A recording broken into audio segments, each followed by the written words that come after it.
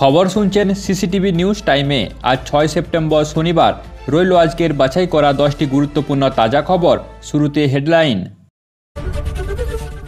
মিডিয়ার সামনে মিঠুন চক্রবর্তীর বিরুদ্ধে ভুয়ো খবরের জন্য কুণাল ঘোষের বিরুদ্ধে 100 কোটি টাকার মানহানির মামলা মিঠুন চক্রবর্তীর। এসএসসির প্রশ্নপত্র ফাঁস, বিক্রি হচ্ছে 50,000 টাকায়, বিস্ফোরক দাবি বিরোধী দলনেতা শুভেন্দু অধিকারীর। নন্দীগ্রাম ছেড়ে পালালেন মমতা, শুভেন্দুর বিরুদ্ধে প্রার্থী হতে পারেন রাজীব বন্দ্যোপাধ্যায়। দেশের সেরা বিশ্ববিদ্যালয়ের তকমা পেল যাদবপুর, শিক্ষক শিক্ষার্থী গবেষক এবং কর্মীদের শুভেচ্ছা মুখ্যমন্ত্রীর। সংখ্যা তথ্যের দ্বন্দ্বে এসএসসির পরীক্ষা অনিশ্চিত, দাগি শিক্ষকদের সংখ্যা ভুল, সুপ্রিম কোর্টের দ্বারস্থ আইনজীবী ফিরদৌস শামীম। পশ্চিম বাংলার রাজনৈতিক ব্যক্তিত্বরা দুর্নীতিতে ভরা, তৃণমূলের 33% মন্ত্রীর বিরুদ্ধে ফৌজদারি মামলা। অঙ্গনওয়াড়ি নিয়োগে দুর্নীতি, রাতের অন্ধকারে 15 জনকে নিয়োগপত্র দেওয়ার অভিযোগ। এবার পুজোয় নতুন চমক, দুর্গাপুজোর জন্য 17টি গান লিখলেন মুখ্যমন্ত্রী মমতা। নেপালে নজিরবিহীন ডিজিটাল ধর্মঘট, একসঙ্গে 26টি সোশ্যাল মিডিয়া প্ল্যাটফর্ম নিষিদ্ধ করল দেশটি। উচ্চ মাধ্যমিকের 1241 চাকরি প্রার্থীর নিয়োগে হাইকোর্টের নির্দেশ। প্রতিদিনের সঠিক ও নির্ভরযোগ্য খবর পেতে সাবস্ক্রাইব করুন সিসিটিভি নিউজ টাইম চ্যানেলটি। এবং আপনারা পশ্চিমবঙ্গের কোন জেলা থেকে ভিডিওটি দেখছেন কমেন্ট করে অবশ্যই জানাবেন। চলুন এবার খবরের বিস্তারিত জেনে নেওয়া যাক। অভিনেতা ও বিজেপি নেতা মিঠুন চক্রবর্তী এবার হাইকোর্টের দ্বারস্থ। তিনি তৃণমূল কংগ্রেসের মুখপাত্র কুণাল ঘোষের বিরুদ্ধে 100 কোটি টাকার মানহানির মামলা করেন। মিঠুনের অভিযোগ, কুণাল প্রকাশ্য সংবাদ মাধ্যমে একের পর এক ভুয়ো দাবি করেছেন। কুণালের কথায় মিঠুন নাকি চিটফান্ড কেলেঙ্কারিতে জড়িত। তিনি নাকি নিজেকে বাঁচাতে তৃণমূল ছেড়ে বিজেপিতে যোগ দিয়েছেন। এমনকি তার ছেলে ও স্ত্রীর সম্পর্কে কুণাল নানা অভিযোগ তুলেছেন। এসব অভিযোগকে তিনি একেবারেই ভিত্তিহীন বলে দাবি করেন। তার বক্তব্য, এসব মন্তব্য তার ভাবমূর্তি নষ্ট করেছে, তাই আদালতের ন্যায় বিচার চাইছেন তিনি। অন্যদিকে কুণাল ঘোষও চ্যালেঞ্জ ছুড়ে দিয়ে বলেন, যার মান থাকে তিনি কি বারবার দলবদল করেন, কোর্টে দেখা হবে। এখন নজর সকলের আদালতের দিকে। বিজেপি তারকা মিঠুন নাকি তৃণমূলের মুখপাত্র কুণাল, কার যুক্তি টিকে থাকে আদালতের দোরগোড়ায়। বিধানসভা চত্বরে ফের উত্থাল রাজনীতি, বিরোধী দলনেতা শুভেন্দু অধিকারী সরাসরি অভিযোগ তুলেছেন, এসএসসির এই পরীক্ষায় প্রশ্নপত্র ফাঁস হচ্ছে, 50,000 টাকা করে বিক্রি হচ্ছে প্রশ্ন। শুভেন্দুর দাবি, তার কাছে বসিরহাটের একটি অডিও প্রমাণ রয়েছে। তিনি আরও বলেন, আগের চেয়ে অনেক বেশি এজেন্ট দিয়ে টাকা তুলেছে মমতা বন্দ্যোপাধ্যায়। যোগ্য প্রার্থীদের জন্য বিজেপি আদালতে যাবে, গ্যারান্টি দিচ্ছি আমি। অন্যদিকে চাকরিহারা শিক্ষক সুমন বিশ্বাস জানায়, তারা মুখ্যমন্ত্রী এবং চেয়ারম্যানকে চিঠি দিয়ে বিধানসভায় এসেছিলেন, কিন্তু পুলিশ ব্যারিকেড দিয়ে তাদের আটকায়। প্রশ্নপত্রের অভিযোগ নতুন নয়, তবে শুভেন্দুর এই বক্তব্যে এসএসসির বিতর্কে ফের তাপমাত্রা চড়াল রাজ্য।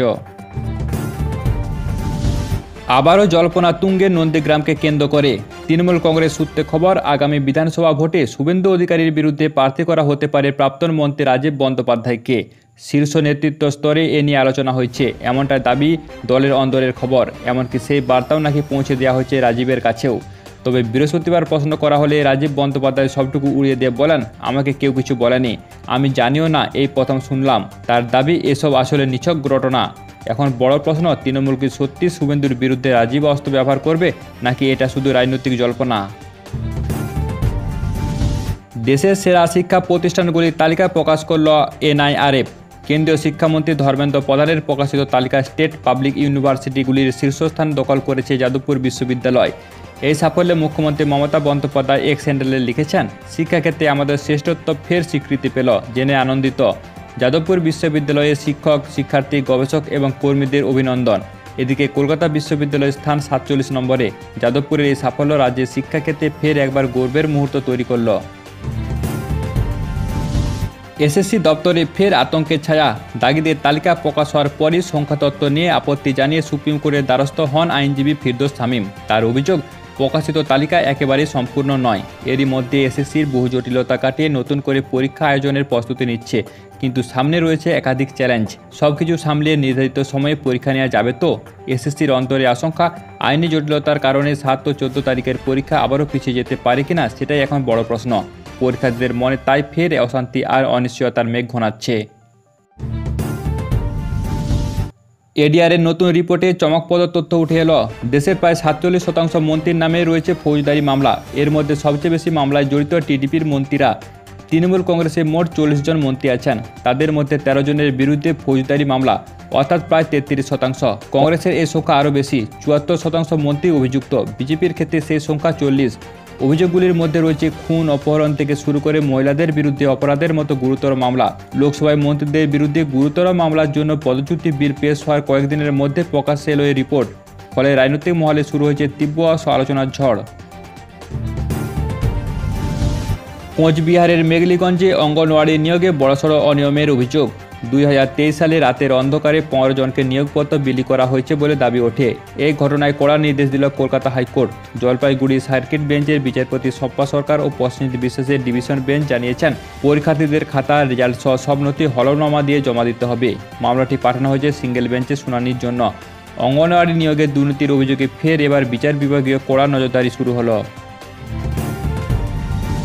শারদ উৎসবের আগে নতুন চমক মুখ্যমন্ত্রী মমতা বন্দ্যোপাধ্যায়ের। এবারে দুর্গাপূজায় প্রকাশ হতে চলেছে তার লেখা 17টি গান। বিধানসভা স্টাফ রিক্রিয়েশন ক্লাবের অনুষ্ঠানে মুখ্যমন্ত্রী নিজেই এই খবর জানিয়েছেন। শোনা যাচ্ছে উত্তর কলকাতার অন্যতম বড় পুজো টালাপত্রের থিম সং লিখতে পারেন তিনি। এর আগে তিনি সুরুচি সঙ্গের থিম সং লিখেছিলেন। এবছর বিভিন্ন পুজোর থিমে থাকতে পারে তার লেখা গান, যা পর্যায়ক্রমে প্রকাশিত হবে।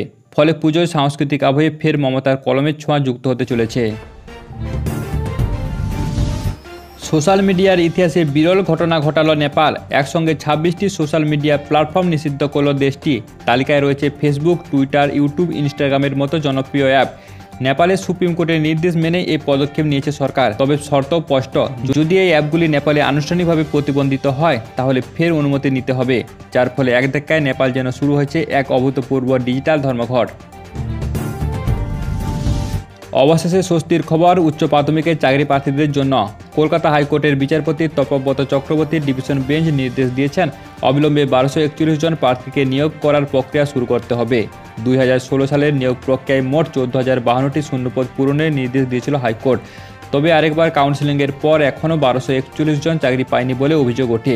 প্রায় 10 বছর ধরে পঞ্চম থেকে অষ্টম শ্রেণীর শূন্যপদ নিয়োগের প্রক্রিয়া ঝুলেছিল। এবার আদালতের নির্দেশে সে প্রক্রিয়ায় গতি আসবে বলে আশাবাদী চাকরি প্রার্থীরা। দীর্ঘ প্রতিক্রিয়া শেষে অবশেষে আশার আলো দেখল 1241 জন চাকরি প্রার্থী।